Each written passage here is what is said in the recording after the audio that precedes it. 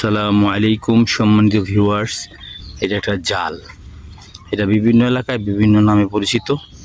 তো এটা এখন এই জায়গায় স্টপ অবস্থায় আছে, কারণ হয়তো বা রাত্রির দিকে বা যখন পানির স্রোত এদিকে আসবে তখন আবার এটাকে ব্যবহার করবে। তো এটা ব্রিজের পাশে এটা আছে। তো বন্ধুরা, এটা বিভিন্ন এলাকায় বিভিন্ন নামে, যেমন আমি আমাদের ফরিদপুর অঞ্চলের এটার নাম হলো ভেসাল, আবার নারায়ণগঞ্জ অঞ্চলে এটাকে বলে খরা।